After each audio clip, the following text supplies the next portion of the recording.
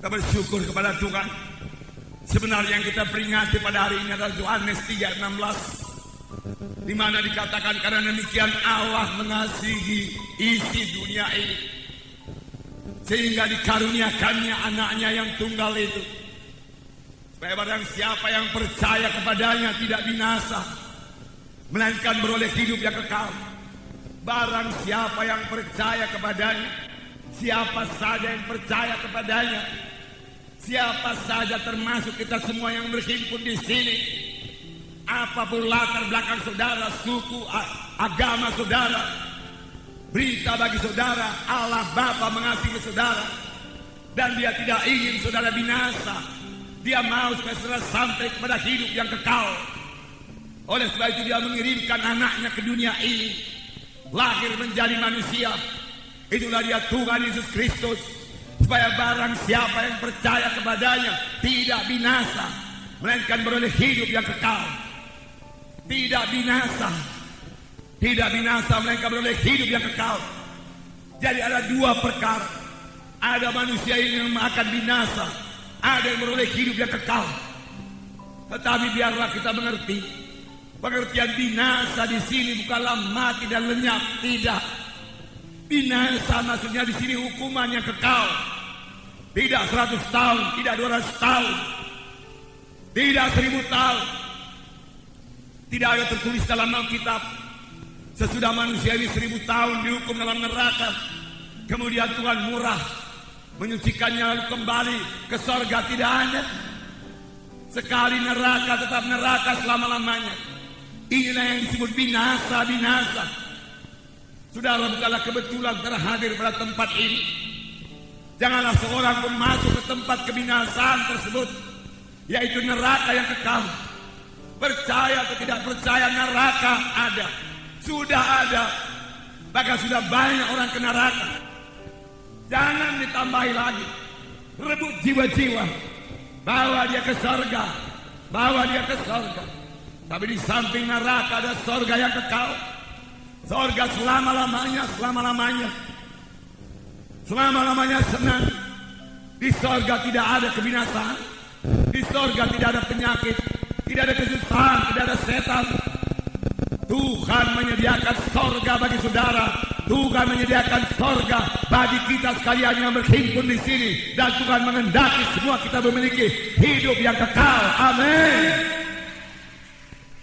Karena firman Tuhan berkata, tidaklah Ia gemar seorang pun binasa, tetapi supaya sekaliannya sampai kepada pertobatan. Tuhan tidak suka seorang pun ke neraka. Neraka diciptakan bukan untuk tempat manusia. Neraka diciptakan untuk tempat setan. Tetapi pengikut setan, orang-orang berdosa yang tidak mau bertobat, yang cinta kepada dosanya, yang cinta kepada kegelapan, yang cinta kepada kuasa-kuasa kegelapan, tidak akan mewarisi hidup yang kekal, tapi beroleh hukuman yang kekal. Jadi yang kita peringati pada hari ini, Yohanes 3:16 digenapkan Tuhan. Firman Tuhan berkata, sebagai anak-anak Tuhan bahkan kita harus mengetahui dengan pasti apakah kita sudah selamat atau belum, apakah kita sudah lahir baru atau belum. Dan kita harus mengetahui dengan pasti kalau kita mati kemana. Kalau kita mati sebagai anak-anak Tuhan, firman Tuhan berkata kita ke surga, di bawah Allah bersama-sama dengan Dia. Kalau kita hidup dalam Tuhan dan mati dalam Tuhan. 1 Tesalonika berkata mengenai orang yang mati, janganlah kamu bodoh, biarlah kamu mengetahui semua orang yang mati dalam Tuhan di bawah Allah besertanya. Keselamatan ditentukan oleh hubungan pribadi kita dengan Yesus. Keselamatan jiwa, keampunan dosa, lahir baru, hidup yang kekal, semua itu sejalan, bukan ditentukan oleh pencatetan nama di gereja. Firman Tuhan berkata dalam 1 Yohanes pasal 5 ayat 11 dan 12 dikatakan, Dan inilah kesaksian itu. Allah telah mengaruniakan hidup yang kekal kepada kita. Dan hidup itu ada di dalam anaknya. Barang siapa memiliki anak, ia memiliki hidup. Barang siapa tidak memiliki anak itu, ia tidak memiliki hidup.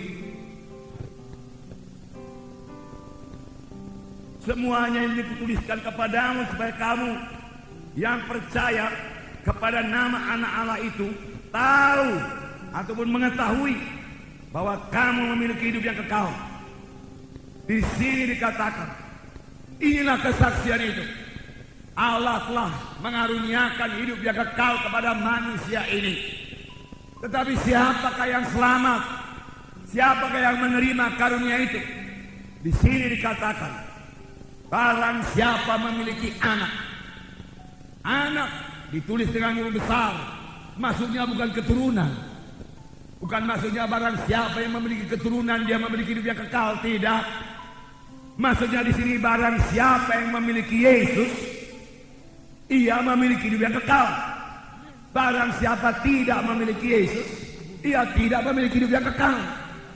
Rasul Yohanes berkata, supaya kamu mengetahui bahwa kamu sudah beroleh hidup yang kekal, yaitu kamu yang percaya kepada nama anak Allah Yesus Kristus. Supaya kamu mengetahui. Sidang pertama, semua mengetahui dengan pasti bahwasanya dia beroleh hidup yang kekal. Itu sebabnya kepada sidang pertama, mati martir tidak menjadi persoalan. Dia tahu kalau dia mati martir, itulah dia berjumpa dengan Tuhan dan Juru Selamat. Kehidupannya tidak akan berhenti. Kehidupan saudara juga tidak akan berhenti. Barang siapa yang memiliki Yesus, dia memiliki hidup. Barang siapa tidak memiliki Yesus, dia tidak memiliki hidup yang kekal. Jadi keselamatan jiwa bukan tergantung dari kebaikan saudara. Firman Tuhan berkata, kebaikan manusia ini, kejujuran manusia ini hanya sebagai kain lapuk di hadapan Tuhan. Memang sesudah selamat, saudara harus bertobat. Harus bertobat. Dan sesudah kita selamat, yaitu sesudah kita menerima Yesus sebagai Tuhan dan Juru Selamat kita sanggup melawan dosa itu. Mengapa? Karena kita tidak sendiri lagi. Ada Yesus dalam hati kita. Kita tidak sendiri. Ada Yesus dalam hati kita. Amin, saudara. Ada Yesus dalam hati kita.